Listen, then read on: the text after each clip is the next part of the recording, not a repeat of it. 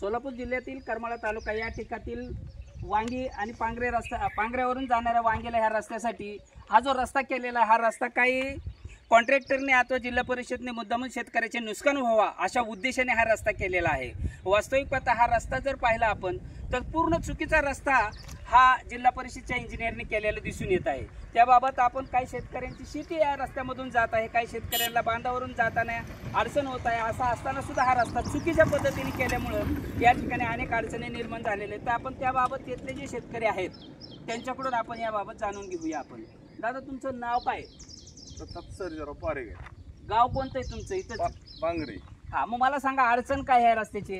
हे जे रस्ता गेल्या 9-10 वर्षात इथं नव्हता। हा, आणि पोलिसांनी दबाव माझ्यावर आणल्यामुळं जिल्हा परिषदने मला पत्र दिलं काय आमच्या मालकी हक्काचा रस्ता नाही। PWने पत्र दिलेलं आहे आमच्या मालकी हक्काचा रस्ता नाही।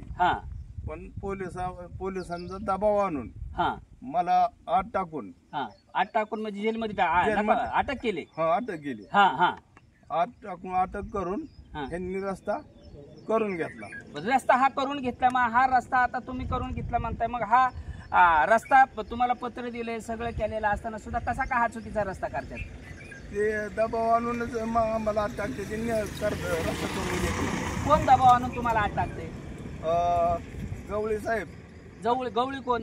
गवळी पोलीस। हा, तो टाकते। आणि बाळसराफ पोलीस, हे दोन पोलिस तुमच्यावरती दबाव टाकतात का? दबाव आणतात, सारखाच आणतात। आणि दररोज हो सारखाच 2-8 दिवसाला फोन करतात, नाही तर तुला आत टाकीन म्हणते। का बरं? रस्ता होऊ दे नाही तर आत टाक म्हणते।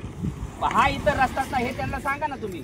त्यांना 4 वेळा सांगितलं, कागदपत्र दाखवली, पण आम्हाला दुसरीकडले वांगीची 10-5 माणसं आणून दाबून ठेवतात घरी आणि रस्ता कॉन्ट्रॅक्टदाराकडून करून घेतात इथनं। बरं रस्ता नसताना सुद्धा त्यांनी माझ्या घराकडून गेलाय। आणि मी त्यांना समजावून सांगत होतो, बाबा वरच्या कडेने रस्ता घ्या, माझ्या घराला धोका आहे, ट्रॅक्टर पडल्यात घरावर, ते बी फोटो आहे माझ्याकडे। ठीक आहे, नेमका वरच्या कड्यावर म्हणजे नेमकं काय? सर्वे नंबरच्या बांधावरून रस्ता घ्यावा त्यांनी। सर्वे नंबरच्या बांधावरून रस्ता द्यायला तयार तुम्ही आहेत? मी आहे तयार। मग मला सांगा, तुम्ही रस्ता द्यायला तयार आहेत, मग सर्वेच्या बांधावरून रस्ता काय घेत नाहीये? हे कॉन्ट्रॅक्टर घेत नाही ना, कशामुळे घेत नाही आता काय सांगता येत? आता सर्वेच्या बांधावरून तुम्ही रस्ता द्यायला तयार आहेत, रस्ता नसताना सुद्धा तुम्ही रस्ता द्यायला तयार आहेत, तुमची जमीन घालवतात, तरी सुद्धा ते कॉन्ट्रॅक्टर जर हा रस्ता देत नसेल, आता मला सांगा, तुम्ही शिंदे त्या ठिकाणी राहता, तुम्हाला सर्वेच्या बांधावरून रस्ता दिल्यावर काय अडचण? काय तुम्हाला काय अडचण नाही? उलट म्हणजे व्यवस्थित आहे का? व्यवस्थित। सर्वे नंबरच्या बांधवून केल्यानंतर शिंदे यांना अजिबात अडचण नाही। जर बांधवून रस्ता नाही केला तर शिंद्याला खाली होत रस्त्याला यायला अडचण आहे। कॉन्ट्रॅक्टरने असं चुकीचा मार्ग का केला? रस्ता बी बघितलं तर आपण असं गोल फिरवलेला आहे, त्यांनी गरज नसताना टर्न घेतलेला आहे रस्ता। गरज असताना त्यांनी वळण मारले आणि आत घेतलाय रस्ता। मग तुम्ही याबाबत कोर्टात जाणार आहे का? गेलाय का नाही अजून? कोर्टाने माझ्यावर केस केलेली आहे। जिल्हा परिषदने केस केली, कोर्टाने नाही केलेली केस? जिल्हा परिषदने केस केलेली आहे। आधी एक पत्र दिलं आमच्या मालकी हक्काचा रस्ता नाही म्हणून, आणि नंतर पुन्हा हा सरकारी रस्ता आहे म्हणून केस केली माझ्या कोर्टाने जिल्हा परिषद। आणि जर समजा तुम्ही आता रस्ता द्यायला तयार आहे, जर समजा तुमच्याकडे रस्ता द्यायला जिल्हा परिषदची लोक म्हणा अथवा कोणी कॉन्ट्रॅक्टर आला तर तुम्ही त्यांना रस्ता द्यायला तयार आहे, मग कुठल्या आधारे? म्हणजे काय नेमकं तुम्हाला काय पाहिजे? मी बाबा माझ्या शेतातून सर्व नंबरच्या बांधावून माझ्या वाटेला येईन ते रस्ता द्यायला तयार आहे।